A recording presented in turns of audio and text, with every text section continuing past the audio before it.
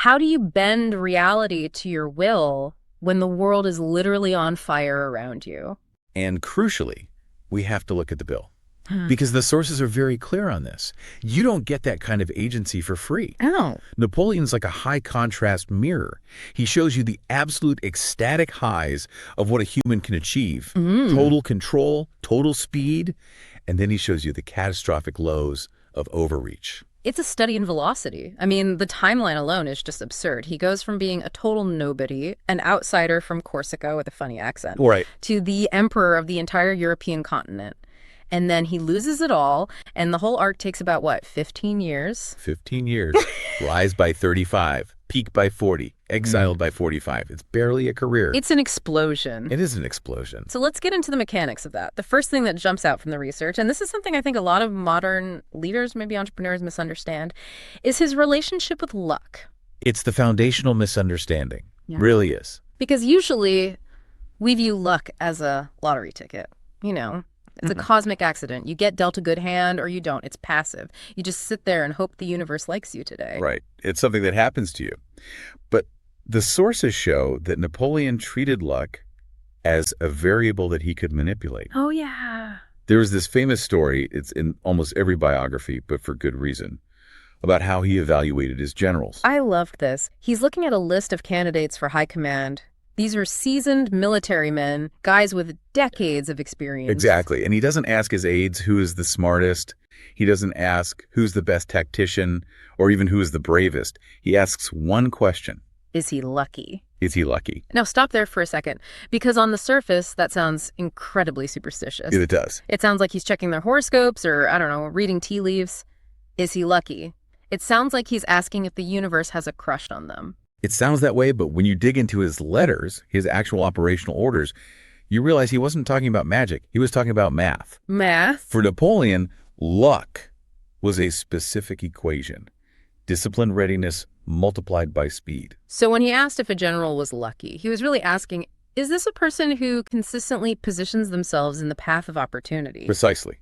He operated on what the sources call the hair theory of history. This is a fascinating concept, the idea that history hangs by a hair. It's the belief that these massive world-altering events, they don't actually pivot on grand, obvious things. They turn on tiny, fragile margins. Like what? A courier arriving 10 minutes late with an order. A battalion misreading the slope of a hill by 5 degrees. A sudden rainstorm that bogs down the cannons. Okay.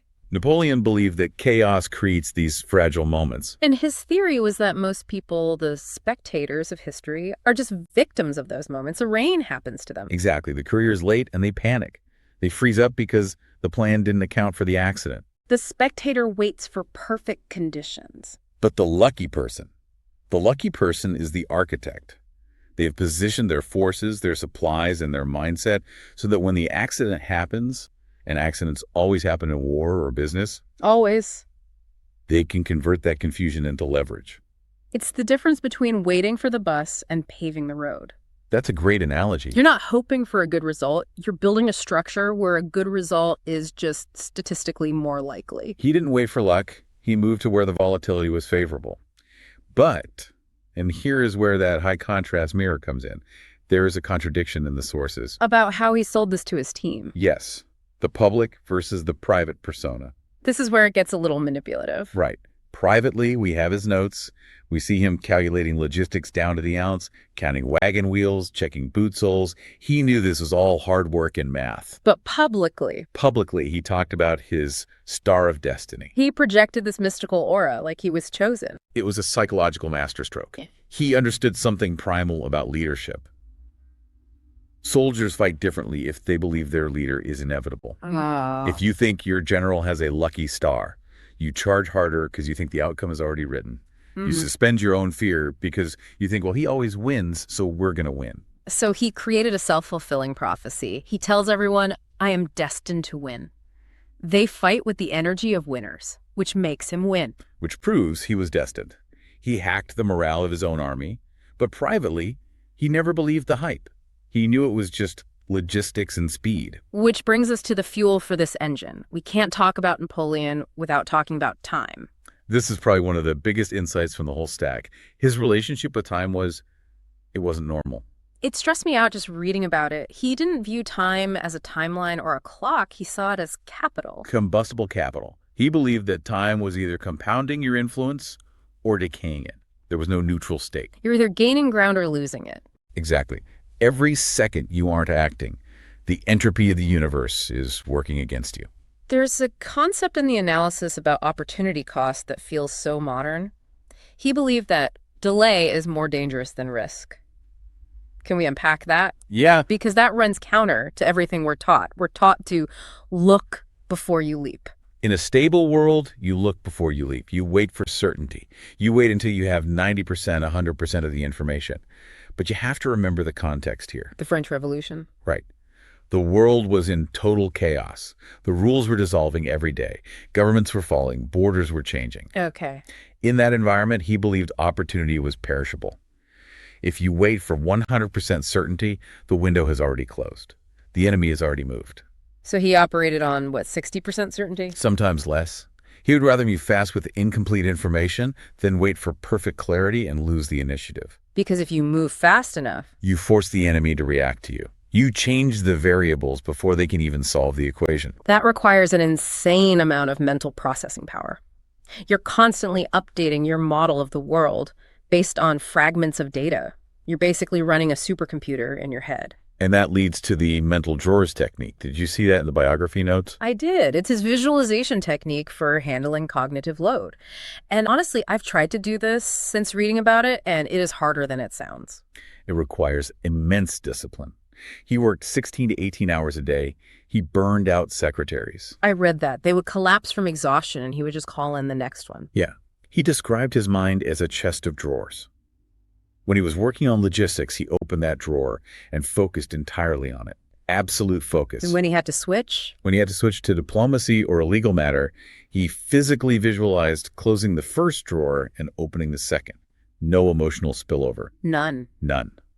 He claimed that when he wanted to sleep, even on a battlefield surrounded by noise, he just closed all the drawers and would pass out immediately. That sounds incredibly efficient, but also a little robotic. I mean, to be able to just shut off the war drawer. It is robotic. Yeah. But the driving force wasn't just efficiency. It was existential dread. The sources are really clear on this. He was terrified of being average. The fear of irrelevance. There's this chilling quote, "To live defeated and inglorious is to die every day." Wow. For him, inaction wasn't just resting. It was, in his words, daily suicide by mediocrity. That is heavy. It frames his entire life as a race against his own mortality. He's running because if he stops, he basically ceases to exist. And that's the problem. When you run that fast, you break things. You break norms, you break laws, you break people. And this leads us to the most controversial part of his operating system, the rules. Right. Because we like to think that leaders, especially heads of state, operate within some kind of legal framework. Checks and balances. Exactly. We like to think there are checks and balances. Napoleon did not subscribe to that. He had a maxim for this, didn't he? He who saves his country violates no law. Which, let's be honest, is the ultimate dictator logic. It's a very convenient thing to say when you are the one deciding what saving the country looks like. Of course. But to understand him, not to forgive him, but to understand him, you have to see that he viewed laws, traditions, morality as instruments for average men. Not for him. He didn't see them as shackles for men of destiny. He believed that if the stakes were existential, if the survival of the state or his vision was on the line, the rules were negotiable. We have some specific examples of this in the sources. The most obvious one being the 18 Brumaire Code in 1799. Where he overthrew the very government he swore to protect. He didn't ask for permission, he just walked into the legislature with grenadiers. Wow. It was messy, it was chaotic, but he forced the issue. He decided the current system was broken, so he broke it further to rebuild it. And then the coronation in 1804. Pure theater, pure rupture. For centuries, the Pope crowned the emperor. It symbolized that God was above the king. Napoleon invites the Pope, brings him all the way to Paris, has him sit there in Notre Dame, and then at the last second, Napoleon takes the crown from his hands and puts it on his own head. Symbolically saying, I answer to no one. I bought this with my own sword. Yeah. It was a deliberate insult to tradition. But my favorite example of his rule breaking, because it's so operational, is the Swiss neutrality violation. This is the campaign of 1805 against the Austrians. Yes, the Austrians are waiting for him in Italy and Germany. They're watching the roads. They expect him to come down the normal path because, well, those are the rules of war. You don't march armies through neutral countries. And Switzerland was neutral. By international law, no army was supposed to be there. So Napoleon looks at the map and says, they aren't watching Switzerland. And he marches his entire Grand Army right through the Swiss Alps. It's like driving on the sidewalk to beat traffic. It's exactly like driving on the sidewalk. It gave him an 8-day edge. He showed up behind the Austrian army before they even knew he was in the country. He surrounded them at Ulm and forced an entire army to surrender without barely firing a shot. And when people complained, when the diplomats said, you can't do that, it's illegal, his response was so telling. He asked, why didn't you do it? He viewed the rule as a fiction that his opponent was just foolish enough to believe in. And he justified it through creation. This is important. He believed that the greatest improvisation of the human mind is giving existence to the non-existent. New maps, new codes of law, new empires. Exactly. He felt that you can't create the new if you are paralyzed by the rules of the old. Okay, so far, this sounds incredibly empowering in this sort of Machiavellian way. Yeah. Move fast, engineer your luck, ignore the rules that hold you back. It's the ultimate move fast and break things mantra 200 years before Silicon Valley. It really is. But we have to look at the scoreboard. We do. Because this operating system has a bug, a fatal bug. If it works so well, why did he end up dying alone on a rock in the middle of the Atlantic Ocean? This is the pivot. This is where the lesson changes. We have to talk about the price of velocity. What is the cost? The hidden cost is what we might call a trust deficit. Explain that. When you break a rule like violating Swiss neutrality, Yeah. you gain a short-term advantage. You get that 8-day lead. You win the battle. But you also send a signal to the rest of the world. I cannot be trusted to keep my word. You stop being a competitor and you become a threat. A rogue actor. You become a destabilizing force. And this is exactly what happened to Napoleon. Initially, countries fought him one-on-one. Maybe Austria fights him, then Prussia. Right. But eventually, they realized he would never stop, never follow the rules, and never settle. So they stopped trying to negotiate with him. They formed coalitions, the coalitions of fear. This is key. They didn't unite because they liked each other. The British, the Russians, the Prussians, they hated each other. They had centuries of beef. But they united because they were terrified of him. He had burned through his entire surplus of trust. So when he finally stumbled, there was no safety net. There was no diplomatic goodwill to catch him. And he did stumble. The invasion of Russia. The classic blunder. But look at why it happened. The same aggression, the same rule-breaking mentality that built the empire caused him to invade. He thought he could bend the geography of Russia just like he bent the laws of France. He thought he could speed run Russia. And you can't. Logistics are the one rule you can't break. The distances were too vast, the winter was too cold, he overextended. And the source material uses the phrase, the fragile thread finally snapped. It did. And because he had alienated everyone, because he'd been so ruthless, nobody was interested in a peace treaty that left him in power. They wanted him gone. It's the tragedy of the system, then.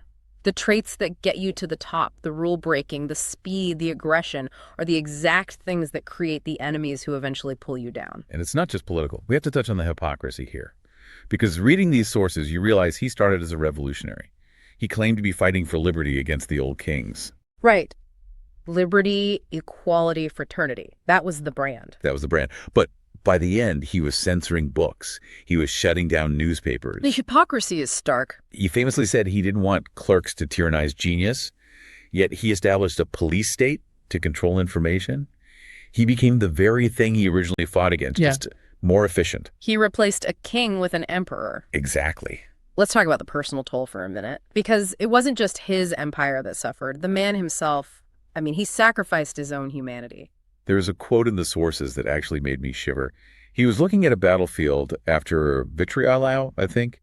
The ground is covered in thousands of dead bodies, frozen in the snow. Okay. And he said, the corpse of an enemy always smells sweet. That is deeply disturbing. It shows a complete detachment, a dissociation from human suffering. He viewed life as a total sacrifice. He sacrificed his health, his happiness, even his first wife, Josephine, whom the letters show he truly loved. He divorced her for political reasons, just to get a generic heir. He treated people like fuel. He burned them to keep the engine moving. But he also treated himself like fuel. That's the nuance. He didn't spare himself. He wasn't a hypocrite in effort. He burned his own life candle at both ends. The arc of his life is so compressed. I think that's what makes it so hard to wrap your head around. It's not a slow burn, it's a flashbang. Rise, peak, collapse. Yeah. All in the time it takes most people to pay off a mortgage. And for what? What was the ultimate goal? Was it just power? The sources suggest it was something deeper. He was obsessed with leaving an eternal trace. To be forgotten was the ultimate failure. He wanted to scar the earth so deeply that history could never smooth it over. Well, he certainly did that. You can't talk about the modern world, our laws, our military theory, even the way we think about nationalism without talking about him. The Code Napoleon is still the basis of law in half of Europe. True. He built the road we are driving on. But the question the sources leave us with is, was it worth it? So let's try to synthesize this for the listener. We've got this Napoleon operating system. It's powerful, but it's dangerous. It's like holding a live wire. Yeah. What are the key takeaways? I'd boil it down to three main components. First, engineer luck. Don't wait for it. Prepare obsessively so that when the fragile moment arrives, the accident, the chaos, you are the only one ready to exploit it. Be the architect, not the spectator. Second, Time is capital. Move before you have certainty. If you wait for all the lights to turn green, you'll never leave the driveway. Opportunity is perishable. and the third, Rules are instruments. Don't let the way things are done stop you from doing what needs to be done. But, and this is the huge asterisk, understand the cost. that's the warning label on the package. Exactly. This system is designed for ascent. It's amazing for climbing the mountain, but it is terrible for staying on top. You can't sprint a marathon. You can't. And you can't build a stable society or a stable career on constant revolution. Napoleon never learned how to switch gears. He never learned how to stop being the conqueror and start being the governor. He didn't know how to be bored. And that killed him. It brings us back to that idea of the high contrast mirror. You look at him and you see the potential of human agency, but you also see the danger of an ego that recognizes no limits. He refused to be a spectator. That's the one thing you can't take away from him. So here is the thought we want to leave you with today. We all face chaos. Maybe not invading Russia chaos, but chaos in our careers, our markets, our lives. The lesson from Napoleon isn't to copy him. Please don't invade Russia. The lesson is to understand the physics of what he did. Yeah. The question isn't whether you will face chaos. You will. The question is your discipline strong enough to turn that chaos into design before it turns against you? And as you pick up speed, are you building a surplus of trust, or are you just accumulating enemies? Because eventually, winter comes for everyone. Thanks for listening to The Deep Dive. We'll see you next time.